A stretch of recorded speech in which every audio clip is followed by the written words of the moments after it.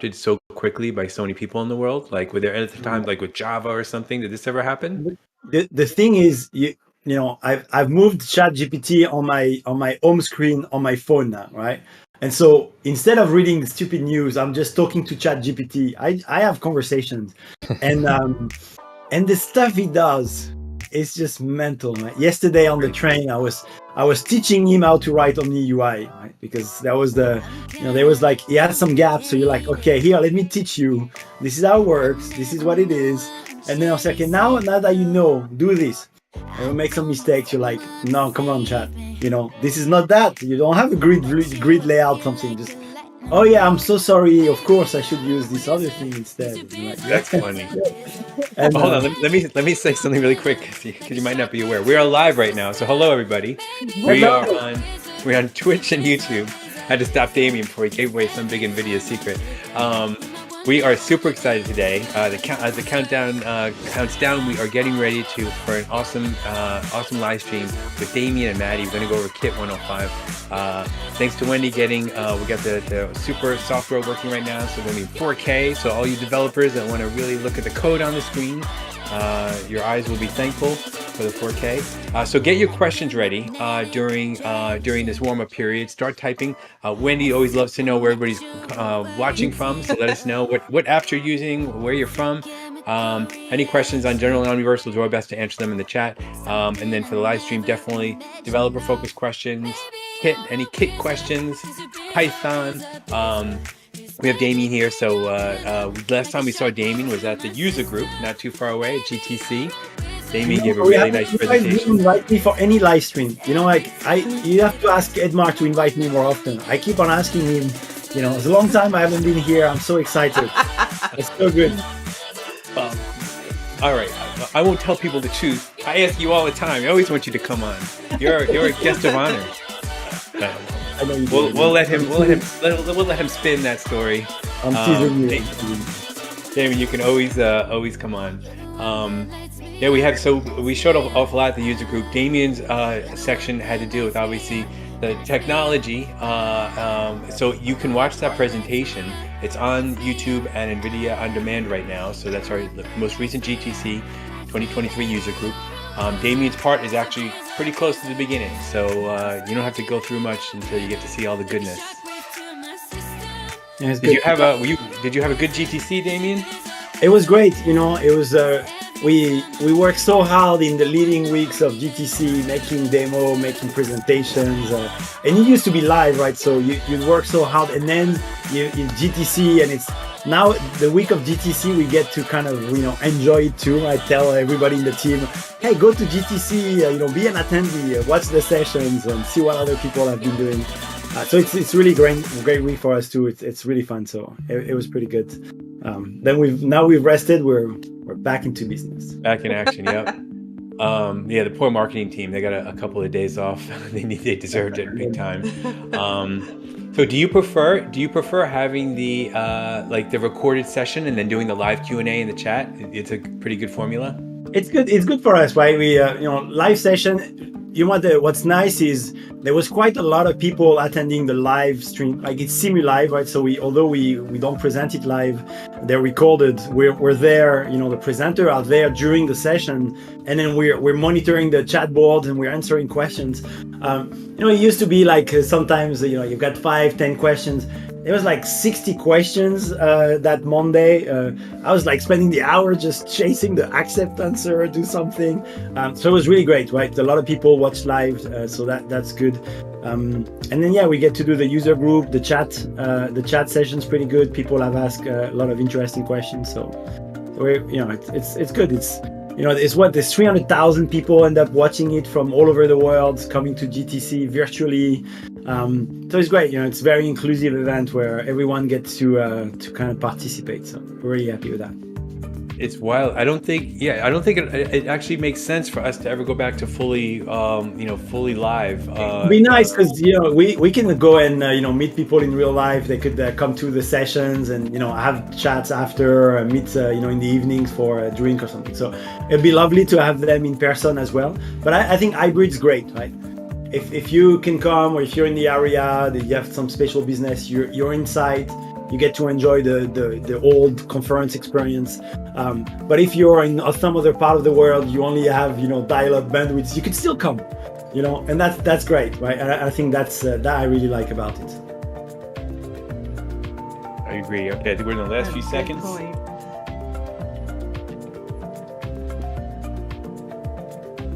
It's almost here.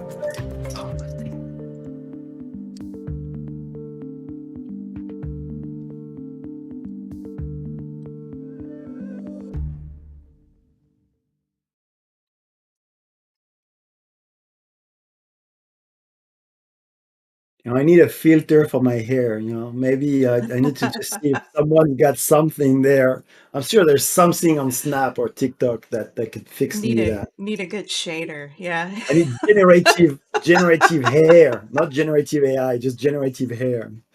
That would work for me. Like, look at Mar, he's got such a nice hairdo, like I'm jealous. It's because he's so fake. young. It's all fake. AI. Hello, everyone. Welcome to today's stream. I'm here with Maddie and Edmar, your community team. We're also joined by Damien, and we're going to be talking about Kit 105. I'm super excited to learn what developers are just about ready to dive into here. So before we get started, do we have any announcements, Edmar? Well, the little one is, so I mentioned during the warm-up that the marketing team actually took a couple of days off. So I got to sneak in a little idea under the radar. So nobody knows about this yet internally, but we're putting together a covert live stream, potentially on Fridays. I don't know if it'll be every Friday, but we want to do a live stream on Fridays that will be like a showcase. So show and tell of the latest Omniverse work. So that is, if you're a developer and you create something, doesn't matter how small it is, you can point to it. What we did was, thanks to Maddie, we converted, we created a new channel on Discord called Share Your Work, which is a really nice visual way to look at everybody's work. So post your work in there, and then we might use this live stream to actually go through there and look at everybody's work. And if you're available to come on the live stream, we'll send you a link. You could come and join us and talk about your workflow. So reach out to me if you're interested in being part of that. It's going to be a kind of a, like I said, Omniverse showcase. You could shoot me an email, edmar@nvidia.com, or just hit me up on Discord. We have a live stream channel you can jump in and ask your question on. So that was the main thing I want to talk about really quick. I'm sure we got a lot of folks that are really excited about having Damien here, along with Maddie. So again, please be sure to use the chat. We're going to be watching it closely. So ask your question regarding Kit, Python, Omniverse development. We will do our best to answer them in the stream. With that being said, thank you, Wendy. What are we going to talk about today? What's Kit all about? What do people care about 105 so much? Because it's awesome. No, so first, yes, but so the Omniverse always been a developer platform. You've seen me for the last 4 years, or maybe 3.5 years. A few weeks after I joined, I started the evangelization of the platform. And I think over the years, every year, we're kind of really putting some of the pieces together to make it easier and easier for you to write your apps. I think in the last 12 months, Maddie, is the case. We've seen, people starting to, publish apps outside of NVIDIA, right? Of course, we've been doing it for a few years. We had SyncTwin that did these really awesome apps. Bentley went in and did Luminarty, Bentley System Luminarty for Omniverse. Really great applications using the platform. And then we have, a bunch of other customers that we're working closely that are building them. And so with 105, we really have reached an interesting milestone in terms of how easy and fast to deploy these apps are. And so I think today the theme is really to kind of talk about apps. Right? There's extension, there's loads of features, there's RTX, there's OmniGraph. If you have questions, ask them. Maddie and I will be happy to answer any questions.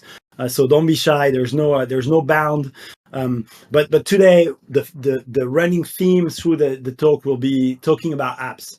How do you make an apps? How small apps look like? How a mid-size app look like? How is Composer? X create new Composer is built up. And sort of demystify a little bit, what it is to write an app for Omniverse, because it's really easy.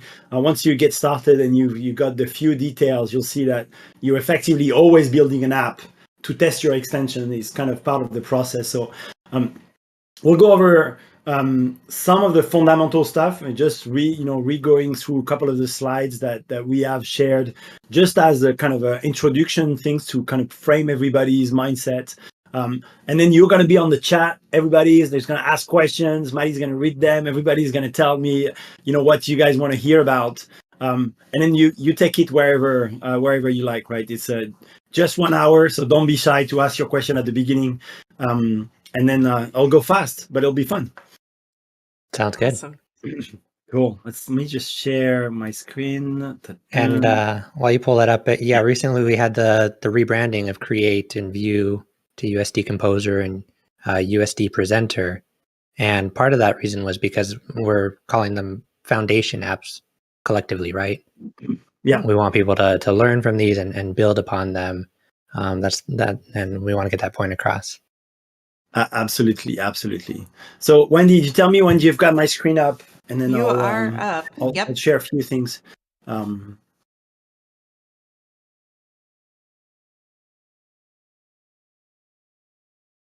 Yeah, you're ready. I'm ready. Yes. Okay, cool. Okay, so 105. So just that's an interesting mental picture for how an application's built, right? And then they're just kind of like 3 blocks that you need to think about. At the lowest level, you have the kernel. The kernel is like Python exe, right? It's the little application that launches your Omniverse application. It's the Kit executable or Kit, that you have on Linux. And that includes Python, a couple of Carbonites, runtimes, extension manager. It's a small package. And then from there, the world is at your fingertips. You can use a lot of extension that we build. There's about 500 of them. They will be in the extension registry, the public registry when it comes out in 105. So you have really a large amount of really high level and mid-level and small level building blocks that you can use to start building your application without code. Just Legos, right? You don't build a Lego piece, you just put them together. But then the fun begins because you first do your Kit file. Well, look at it. It's like your Lego map, right? How do you build the world using all of the blocks that we shared with you? And of course, you go and you write some custom code. You don't have to, but generally that's part of what you bring into the platform. You bring a little bit of that. So 3 easy steps, right? You use the kernel. We give it to you. It's like a really high efficient, lightweight bootstrapping for Omniverse app. You use any of our extensions that we give you. They're easy to access. They're all written in Python, so you can also look at their source code and everything. And then you use your own code, your Kit file and your applications. Right? Again, I'm not going to go over all of those things because if you want to see them, you can go back to those presentations that we did at GTC. As was mentioned, we have these rebranded foundation apps. Just wanted to make clear that they are there for you to use them as starting point. And we'll look today with Composer, for example, what Composer is versus the apps that we're building ourselves and how you can really use that to do your own thing. So you have Composer, it's kind of like the big app for authoring. You have Presenter, USD Presenter, a bit more lightweight. It has a couple of UI elements. If you're trying to build something that is more like a viewer, you can look how that's built, but again, you'll see they're actually pretty similar. Again, you've got plenty of way of writing extensions, no code. Car configurator are built using just visual scripting and loads of extension. Of course, you can use code. We have not a lot of announcement to make today about code, but we have a lot of work going on. So we'll share a lot of things on code in the future. And then once you want to build your apps from the foundations, it is very easy, right? You're picking one of these Kit file. Again, I'll show you the one for create, and then you start modifying it. You can remove things you don't need. You can add things you want, and then you can start, just introducing your extensions, and then it's easy to share with your team. We'll look at those. I'm not going to go there into details. They're just the Kit file. They're really just a text file with a couple of 100 lines of configurations. Very easy for anybody to use. And then after, you can share them with the world. Right? You've got plenty of ways to share them with the world, both for your extension, your apps, and we'll talk a little bit about that today. So those are the framework for things. I'll talk about apps And then maybe if you have some questions about a new feature of 105, we had a section there on 105 where we went to see shared extensions, what's new in 105. So I can go over a couple of those. There are a couple of really fun one, interesting for developer. So how's the chat going, Maddie? Is there like specific topic already that we want to address before we dive into some of these examples? Let me see. I see. Well, I see we have some great regulars that are here with us. So hey, Gavin. Maddie's actually in the chat with folks now. I don't think we have any major question happening yet. There's one that's relevant to what you just mentioned. Can I run my own extensions in Omniverse Presenter? Sort of, yeah. So in Presenter itself, the way it's been structured, it doesn't expose the extension manager directly. But when you'll see how you can update a kit file, you'll see that effectively what you'll be able to do is you can take Presenter app, and then you can use the kit file to insert your own extension. You can even insert the extension manager, which is what I have here. I'll show into Presenter, and then you can enable anything into Presenter, right? So you can definitely do. The experience for Presenter was a curated viewing, simple experience. So in there, it's the extension manager is not really exposed. Or at least I think you have to do advanced and then go to extension manager. But you can certainly do it the way we're going to show it. So again, that's a good question. Segue to here is, it's not the simplest kit file you could do. Like, empty is probably, the simplest one. Those are in Kit. Here you see they're in Kit 105, but you've got the same one in Kit 104 too. There are, a lot of mini apps that have been built for testing or demonstrations or, used internally for the development of the SDK. So what I'll do is I'll go from a simple one to a slightly more complex one, so we can discuss about, how they're built and what you do with these things. So let me just pick the Kit Mini. So what we call Kit Mini is really that minimal kit. It is not so minimal in some ways because it already include these dependency.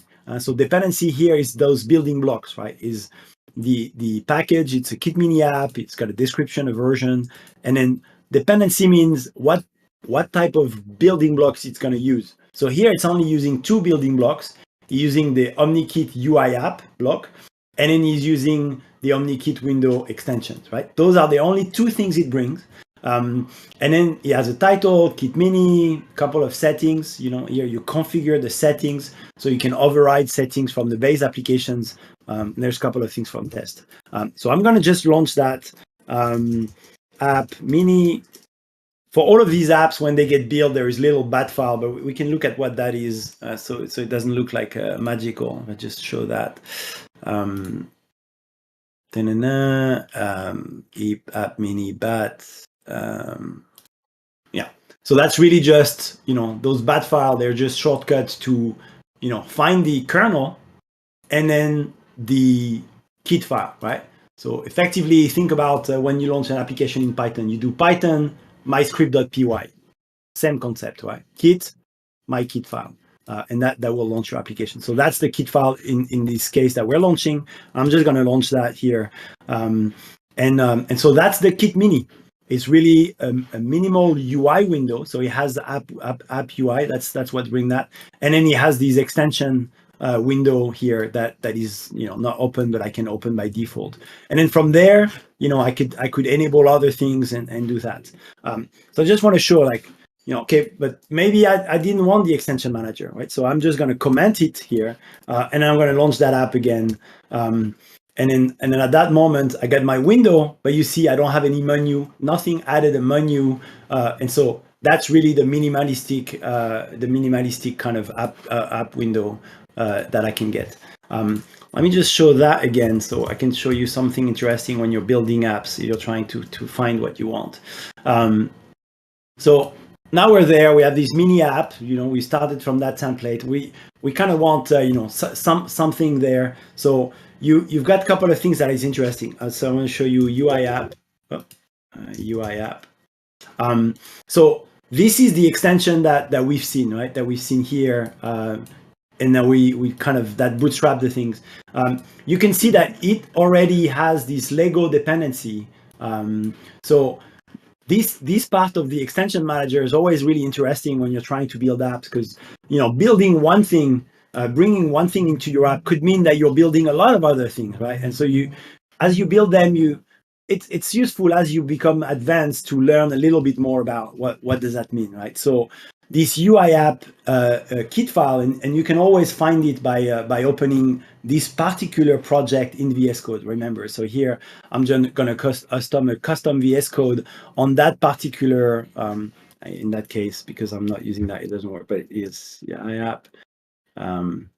Just give me a second. I'll find it here for you. Yeah, here, because I'm in a development environment, it's not linked correctly, but for you, it will pop up. But effectively, this is really just a kit file that include few things, right? It include this main window. That's why we got this main window. You see that it will also include the audio, right? So there's ways that because audio is important. And then the main window is bringing the UI system. So Omni UI, which is a DLL and a bunch of scripts. And then this is the sort of the backing rendering toolchain for Omni UI, right? You've got rendering and all that stuff. Anyway, so this one extension, although it's one, it does bring a few others to the party. And then, but maybe let's say I want the stage window, right? So I'm gonna find it here. Live demo. I think this is broken. OmniKit window stage. You see, when you look at it, it will tell you that it has a lot of dependency, right? But what I'll do is I'm going to just say, okay, I want a stage window here. So I'm simply adding omni.kit.window.stage. And I'm going to launch my kit mini again, right? And so there, you'll see that now the starting process a bit longer because he has to bring a little bit more things. But now I get that stage window, right? It's not fully active because I also haven't created a stage and everything, but you see how you start to building the mental model of your extensions. And then you see that now we're able to create primitive, because again, if I was to look at that extensions, I'll just show you again so you understand that process. That extension, the stage window is a big Lego block, right? It's kind of a high level, top node level. So in that extension, it brings, if you look at the view here, you could see, this is the direct dependency. So the stage will bring the icon, some menu, it will bring USD, drag and drops. But then those in turn will bring a lot of other extensions, right? So you see represented by this graph, right? This little block is already a lot of technology that you benefit from by just bringing that one block into your application. So that's kind of how you start building them from here, from the minimal one, by just effectively you can just start from here building your extensions. And I had a small one there that I think was useful. There was a time where we were building this example UI. I don't know if you've seen it. It's a great little app UI doc. It's kind of an Omni UI documentation, interactive documentation. And so we had built this mini application that would effectively load, as you see, the example UI documentations, and then dock it into that window. There are some settings for it to be docked automatically when it starts. And then this way, effectively, we had created a minimal documentation application. But you see, actually, this extension is pretty big. It has all of these different pages, these different buttons. You could imagine that this is, your, discovery or your, notebook or, interactive simulation little environment that you connect with services. And then your application itself is really just that, right? Is literally 18 line of configuration that just says, app mini is the same as UI app that we've just seen, and then your example extensions, the whichever ones you do. So Maddie, do you think Is there any questions around that? Is there something that you think I should mention there, starting from the bottom? So there's a question about special approaches that help with version management of so many extensions. You already showed the dependency manager and the extension manager. Yeah. Any other tips? So generally, your best friend is to be compatible with your API, right? So what we do when we ship those extensions, to you or in our applications, it's latest is greatest, right? Because the latest version is the one that has all of the bug fixes. If there was some, we fix them over time, and then all of the latest feature based on your feedback or feedback from people internally. So generally, when we build these apps, we just pick everything the latest. We'll see when if I show just which one I show create. Just there, because there is a couple of times where we pin them. Let me just see that. Okay, there's a couple of times where maybe that's not the case, right? Everything the latest is the best, but a previous version is more useful to you, or you're trying to build something with that you are not ready for this new API or this change. So you have a mechanism inside the extension description there when you list your dependency to also add a couple of these flags, right? And then, for example, one of these flags is the version of that particular extension that you want to bring.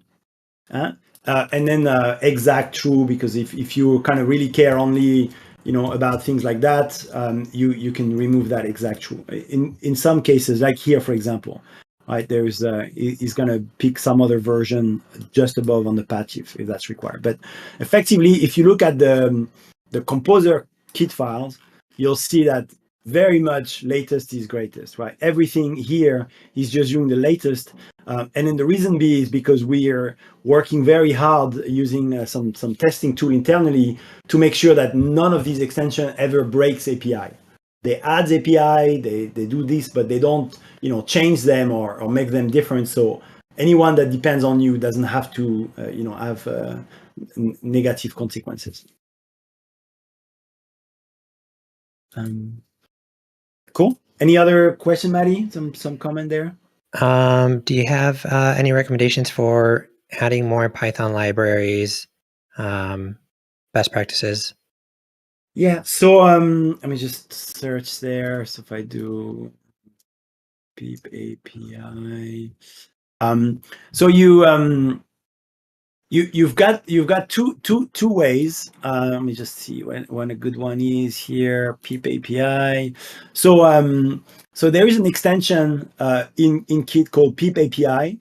Yeah, here's a good example. So you've got this pip API where you can use pip effectively both at runtime, and I'll show an example here where it's used to bring an extension, and so it will or inside your Kit file itself. You see this action graph in the extension toml. It says in this Python pip API that it requires NumPy. And so when we instantiate that extension, the system in the kernel will say, oh, I need this extension, and it will run pip before. It's like a requirement.txt, right? Similar to that. You also have this other opportunity, which I'm showing here, which is if you depend on Kit pip API, so remember, you've got to add that into your extension toml. You can import that module, and that module provide you with pip API install module. Here, you see here it's commented out, but you can do pip install of any module, and then this will happen at runtime when your code get evaluated. So depending on what you want, so that's two ways. You can, of course, and we don't do it for distribution reason, but you can also include the actual module inside your extension itself, right? That's if you want to froze it, or your person don't have access to the internet, or you don't want to make sure that they have the right inversion of that module. But you see a couple of people do it here, like bringing pillow from pills, And so that's okay. There's also a mechanism here you see where if you need very specific version of an install, you can use the version names, and that works also on the kit file on the extension tunnel. There's some documentation about that. Cool. Another one that's really interesting, but maybe a big question. So maybe if you have a short answer, is there a way to map a camera onto a display in the scene? So like a picture-in-picture, but from cameras that are already in the scene. Yes. So the short answer is you've got to use the Scene API. Let me just see. Yeah, I think I'll do it without. Let me just see if I got some visual here. And then the Scene API. Let's see. I think I had the. Anyway, you've got this new 3D widget library called Scene, and what you can do with those is you can instantiate some shapes or widgets inside the 3D viewport, and then when you instantiate a widget, it's the Scene widget, SC widget. That can be any widget. And because, everything is a building block, the viewport, and then we talked about it in many presentations, so go back to some of our GTC. There is an OmniKit viewport widget, which enables you to create effectively a viewport as a widget. That's the one that's used into our multiple viewport. And then you can instantiate one of those inside an SC widget inside your 3D viewport. So, for example, if you want to do a camera viewfinder on top of a camera, or do some things where as you move some prim, you can see what that prim would see from its point of view. You can do that, and then those get updated in real time. We also have done a bunch of improvement for 105 where performance will be a lot better. Cool, thank you. I think we're good to move on.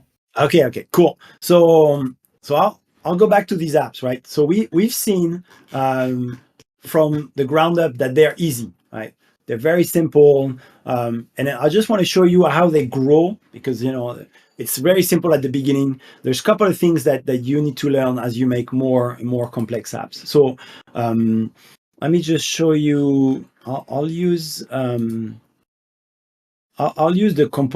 editor base one. Okay, so editor base is a new kit file that you have inside 105 that's really simplifying the baseline editor with a couple of new utility that we have as 105 to make it easy to build apps. So you'll see now it's kind of fully fledged editor, and actually I'm going to launch it just so you see a couple of things there. So I'm just launching that bat file.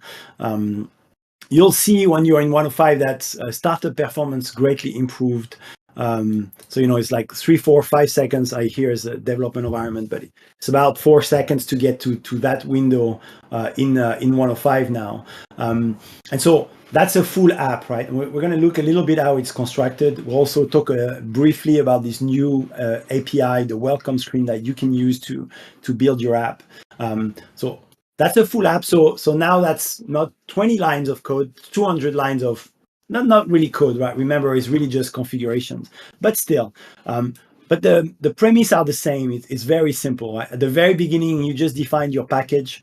If you've made extension, is exactly like what you do in your extension, because you just describe what your app's about, a bit of descriptions. Then you do your dependency, right? So that concept's very simple. We just discussed about it. It's just that here, there is a little bit more dependency, but you see what we've done here is we commented a lot. As we go into production and we release it, some of these comments will stay, but the one that we have start marking out will actually go. So there is a little bit more dependency because there is a bit more things, but still you think 1, 2, maybe like 15 dependency that I brought. These applications actually already hundreds of extensions. Because 15s bring another 15, bring another 20, so you pretty quickly you can make rich apps by just bringing few top level components. These 2 components, the one that I want to briefly discuss about, because they are going to be great enablers for you to build really great apps. So we have this new low-level component called App Setup that enable you to effectively get to that initial state of your applications very quickly. And I'll use one of the slides to show it. And then we also have this great welcome window. The welcome window is this first window that you see when you launch the app. That enable you to go to your recent files, open a stage. You can go to the sample from here. You can see what's new, keep the learn tabs and everything. So let me just go there. And then a few things that we had decided to enable here around telemetry and a bunch of things there. Yeah, this is going to stop because I had still not on VPN. Let me just close that.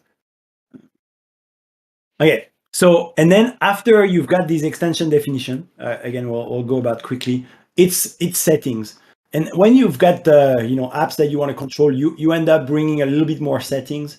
And so here, and again, what we use this file for is we comment them a lot, so you'll be able to see for each of these settings what type of feature they enable you.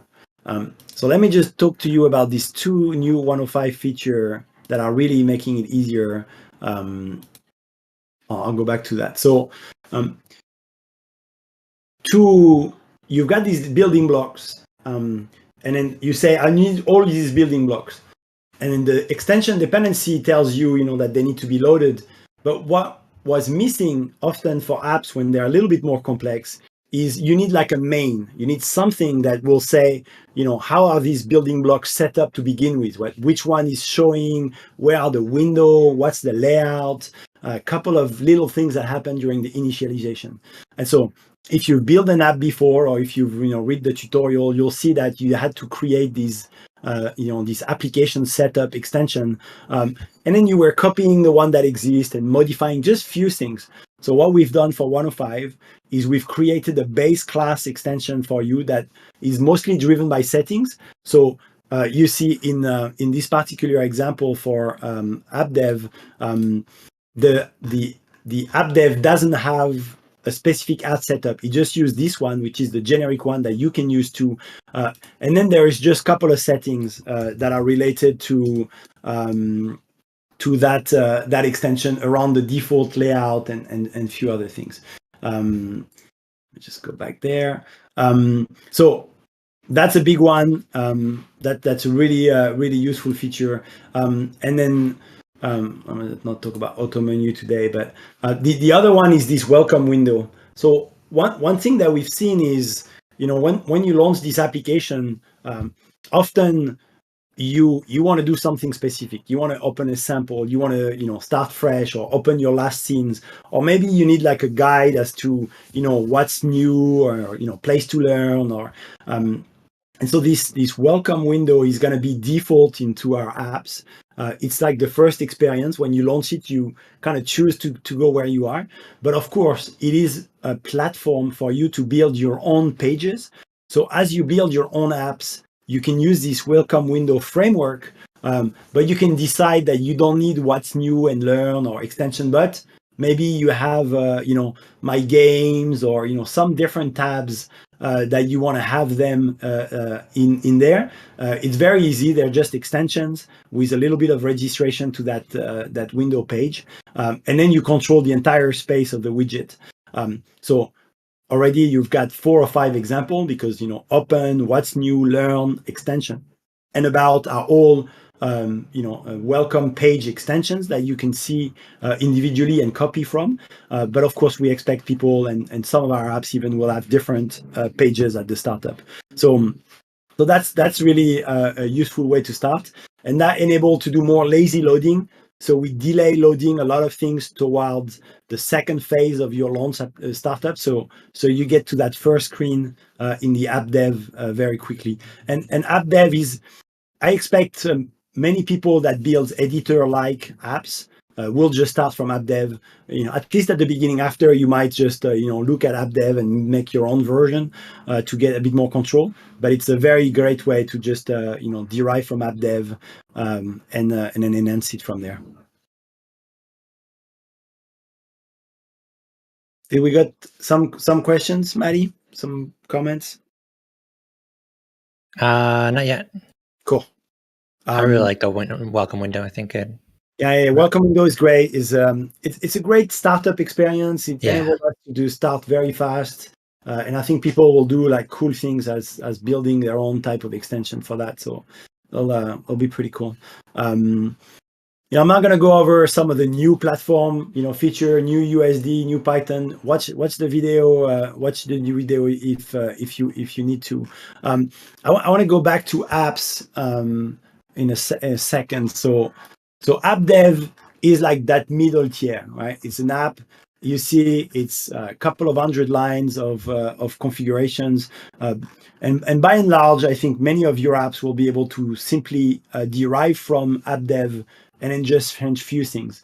Let's see if I can show code here.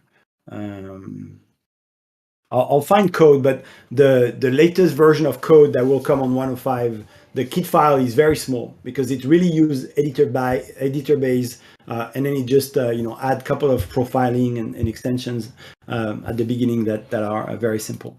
And then for 105, as part of the registry of apps that you have available, we will publish. They're already available, right? The create kit file is in every create or composer, and then the same for presenter. So you can already study them.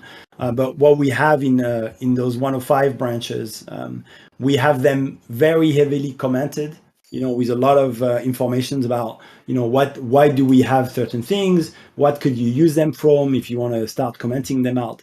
And so, what you'll be able to do if you want to start building something like Composer, but you want to remove some things because they are not really relevant to your experience, or you want to add few things because, they come from a presenter or Isaac or some other extension that you want to compose them to, you'll be able to just use this, rename it to, my awesome composer, and say, what, I really don't like this stage menu.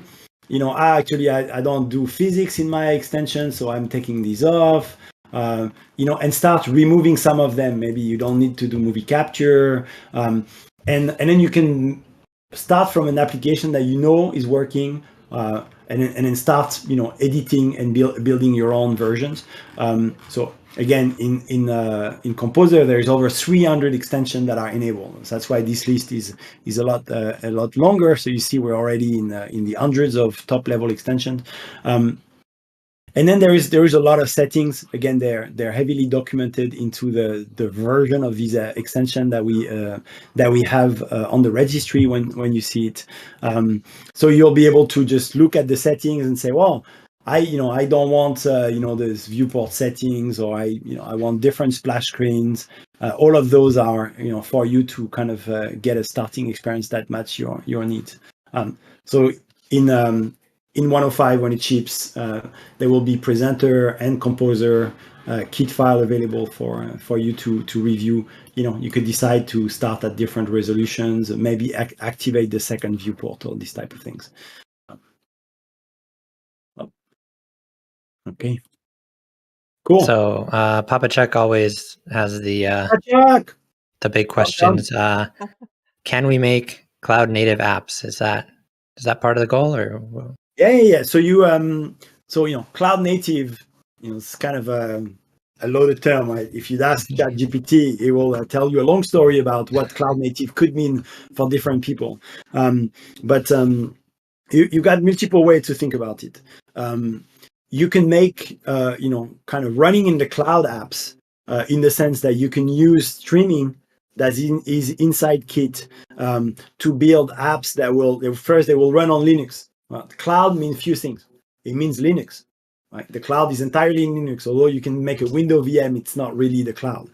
So Omniverse is fully compatible, and Linux is in many ways the primary platform for its development. So you've got that. You can make containers. We publish containers of Kit, of 105 will be containers of the kernel or baseline that you can put the package into.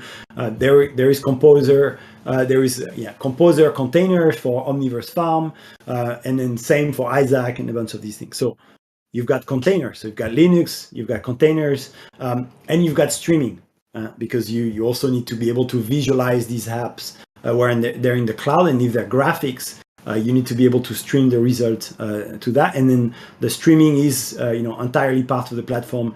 This is what we use, these 4 pieces, fully working on Linux in a containers and streaming for these Omniverse cloud application that we're building, and that you've seen at the keynote on BMW or others. So you can build those, right? You've got access to all this entire stack as a developer. You've got access to all of these things. Today, you've got to deploy them yourself, right? The same way some people are using Isaac in the cloud. They spin up their own VM, or they have their own Kubernetes cluster, and they spin it up from there. So it is cloud development. Some part of it is not always easy. With OVC, we're going to democratize that you'll be able to make your app, and then you'll be able to publish them to Omniverse Cloud, and then you'll be able to use them as APIs, through the service. This is on the roadmap. We don't really have a date yet, but you can definitely build those graphics streamed applications. So that's one aspect. You also have all of the microservices, right? Not all cloud applications are graphics intensive and rendering. Some of them could be simulation. You could use Warp to do simulations. You could use, Warp or Python and USD to make generative world building services. And then you can run those similarly in the cloud. Those are a little bit easier because you don't need the streaming component. But technically, if you want them to be cloud native, you still need to run those services into a containers and then deploy them in a way that will auto scale. You can use Omniverse Farm, right? You can do there is good documentation now to deploy your own farm. They're called Farm BYOL, bring your own license, into the different CSPs. So if you go on the Omniverse Farm website, you'll find some easy guide to deploy your own farm inside AWS or Azure. And then you can deploy tasks to that, right? There's also a tutorial to do that. So those are part of those cloud natives workflow that you can do. A great question, Papa Chat. Great to have you. The follow-up question is, do we have or will we have containers on NGC for Kit apps? We do have container on NGC for Kit apps. You need them to run a farm, for example. So there is a container for create.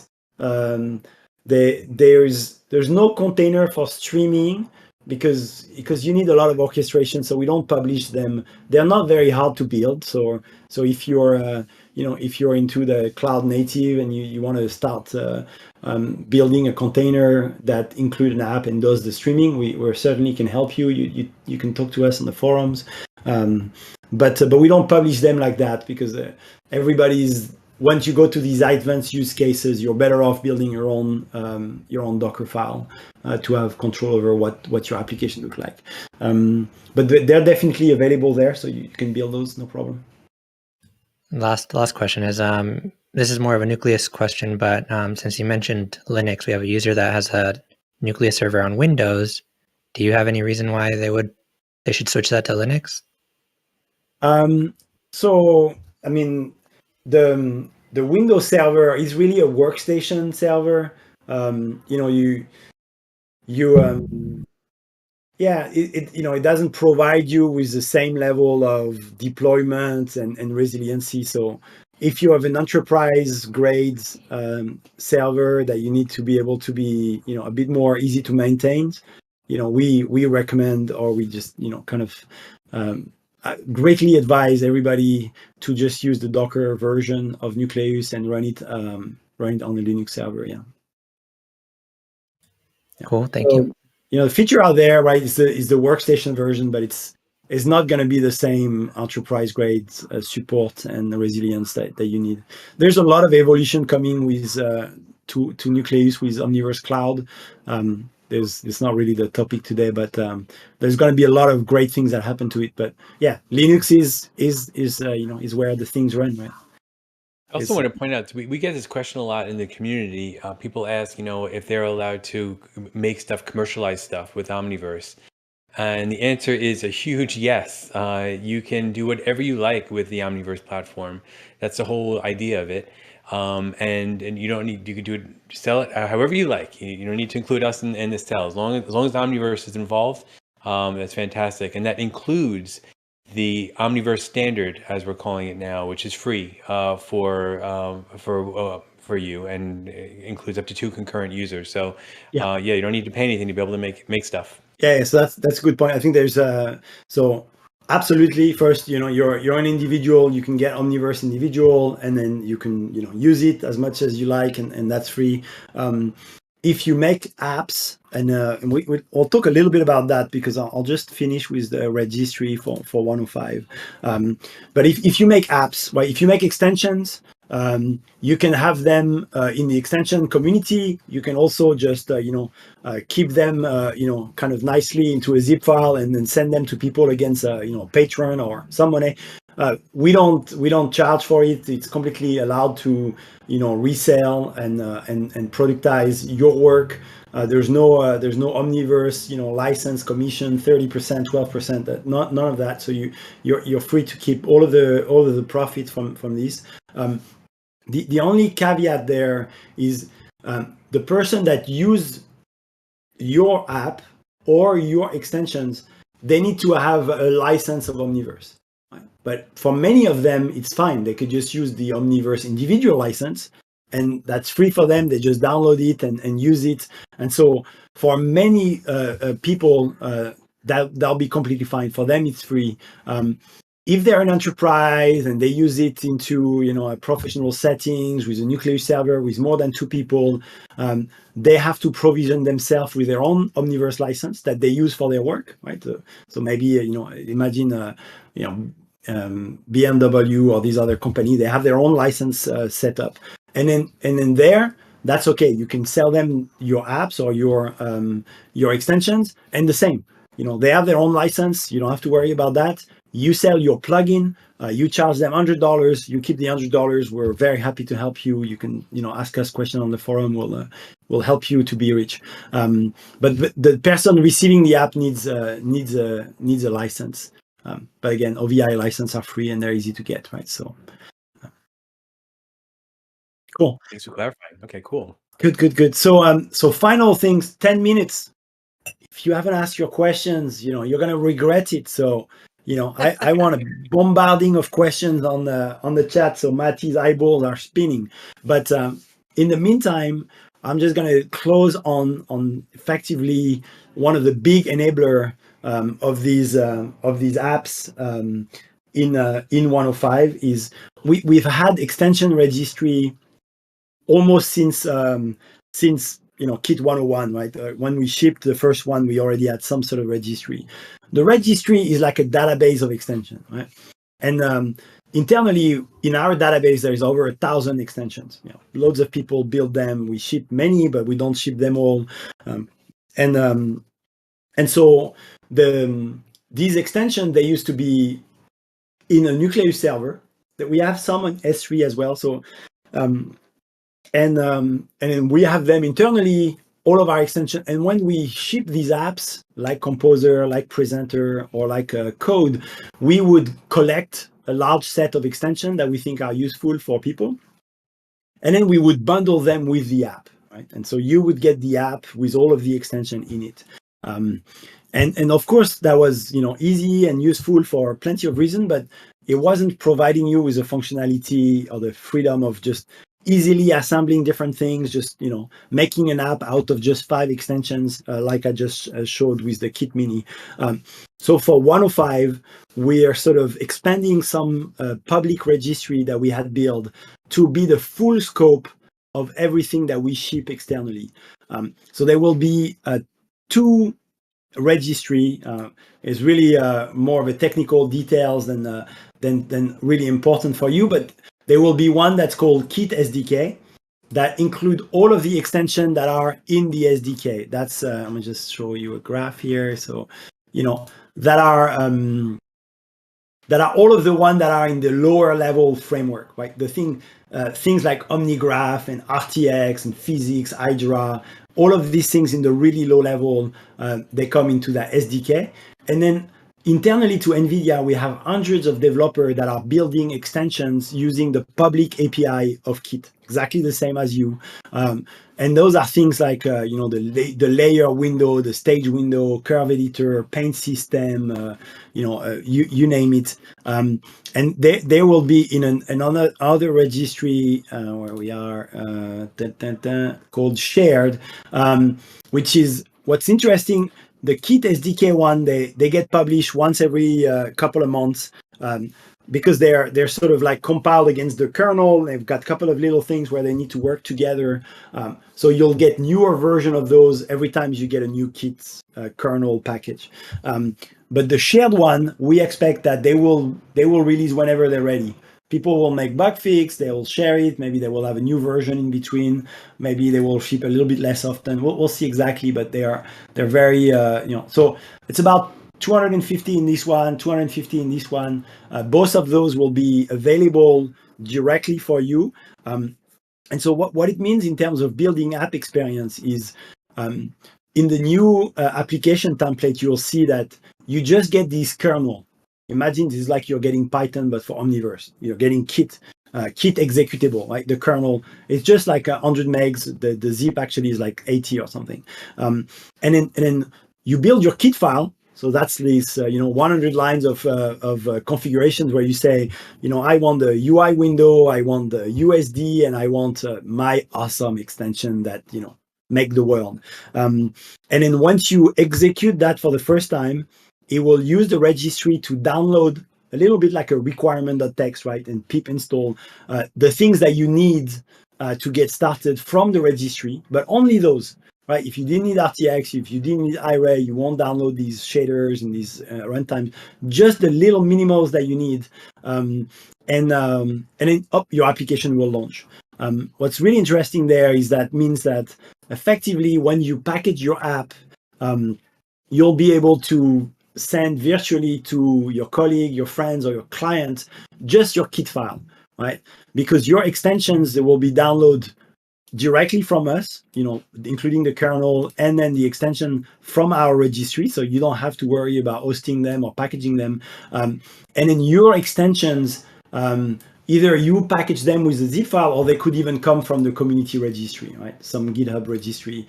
And so it'll be a really great way to build apps.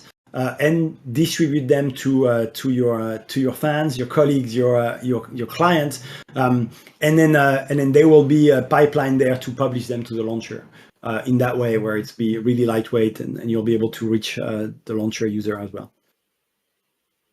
Very cool. So that's big news. I know it's really technical, but that is a big deal, right? It means a lot of times we have users asking, "Hey, I'm using code, but I wanted this extension from Create." That's no longer a blocker, right? You just install it and download and install whatever you want.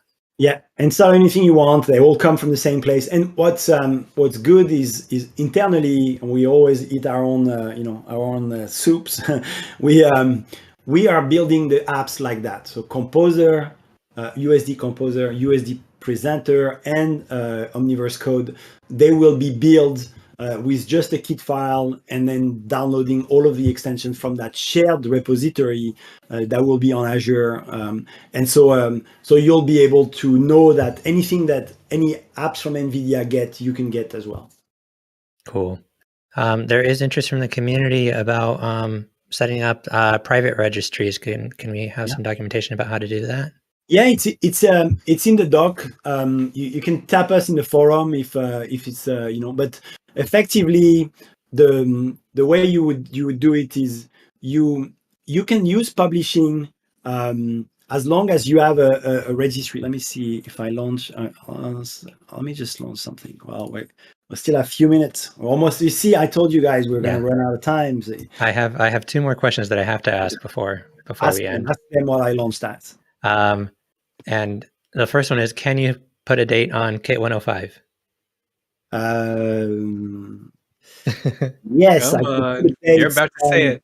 So So we are gonna enter private beta. It was always gonna be public, almost, but we still have a couple of things that we need to sort out. So we're gonna enter private beta toward the end of the month, couple of weeks from now.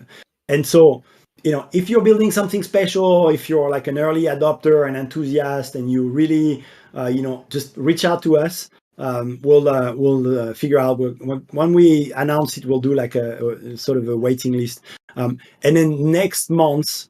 Probably toward the end of next month, so mid-May to the end of May, we're going to ship 105, what will be called 105.01 publicly. So that's Kit and code, but also USD Composer and USD Presenter will be coming out. So you've got two paths. Either you're like enthusiast, you want to make your case, reach out to Maddie and I, and then let us know what you're building, and we'll see if we can give you access. Otherwise, just a couple of weeks, 3-4 weeks maximum to wait. The second question was create and USD view and create and view when they would be coming out. So you answered that one. USD Composer and USD Presenter. Get your name straight, Maddie. I'm sorry. We've rebranded. I know it's hard. We still have to change a couple of little things. You see, we still have some of these Kit files that are called create. They're going to ship at the mid next month. And so here is how you make a registry for you or your friends, your company. Here is where we have them internally, right? So they're on Omniverse in some private Nucleus server, if you have a Nucleus server, and remember, you can just install the workstation one. So here you could very much, do that, do like something like that. And then here you do Omniverse, localhost, and then here it would be, extension, Kit, and default, or, mine. And so once you've got that, you can move that to be the default. Here is just trying to connect to that server, right? But I will connect to that server, and then when you publish your extension, they will publish here, right? So now you will start creating a registry for that particular repository, and then in that folder that is there's a zip file, there's an index file, which is your database of extension. And then there's a folder with archives. They are the zip file of your extensions. What you can do, either you can have an enterprise Nucleus server. So then you could, everybody that can access your Nucleus server, they can just have that into your app or add it to their composer, for example. And then they would see your extensions. You see how we have multiple of them here. Or you could copy this file into an S3 bucket, and then people could use your S3 bucket. It has to be public. You can't really do private S3 bucket. So if it's private, your only way is to do Nucleus. Again, it is documented. Some of our partner company do it. So tap us on the forum if you need more details. We'll be happy to help. Yeah, what they may not know is when you said publish the extension, it's really just a flag when you run Kit and the Kit executable, right? You can actually publish them from here directly. What you have an extension here. If you have a special mode, you can do publish. You can do it in your CI/CD, in our extension registry, in our extension template. We show you how to do it in pipeline if you need to do them in CI/CD after your tests. Cool. All right. That's it. That's how much time we have today. Well, I think so. I just got a ping from the marketing team. Damien, they would like to speak to you right after this live stream about those dates you just released. I think you're in trouble. Guys, if you heard it in the live stream, it's true or maybe not. You never know. It's going to be our disclaimer at the beginning of every live stream. Yeah, exactly. See how lucky our viewers are? That's so great. So thanks for sharing a lot of great information with us.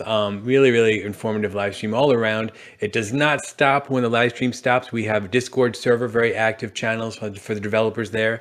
Let me see. I think which channel would be best, Maddie, to follow up on this one? We have a developing apps. Let's do the channel. Kit SDK. Kit, okay. So Kit SDK. right under the developers category on our Discord server. Definitely feel free to hang out with other users there, and then of course leverage the official forums that Wendy manages for any kind of really critical technical problems or feature requests, so that we can track them and assign the right developers to help. I want to thank everybody. I think, Wendy, maybe you have something prepared, right? You want to show off some upcoming action?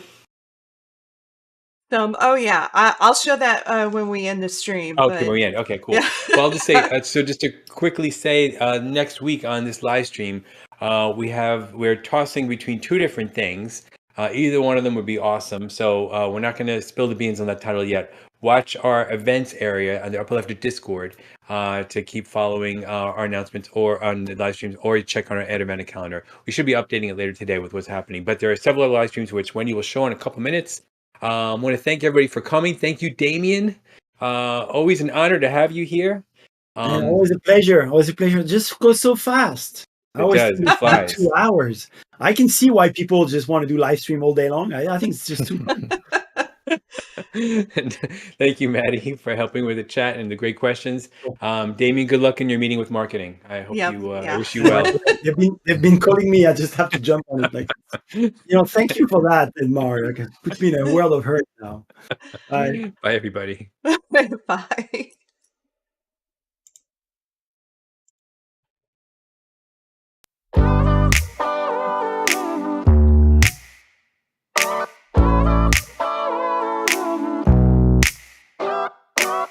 I'm kinda like complicated. I never know what I'm chasing. No, I don't need someone to save me.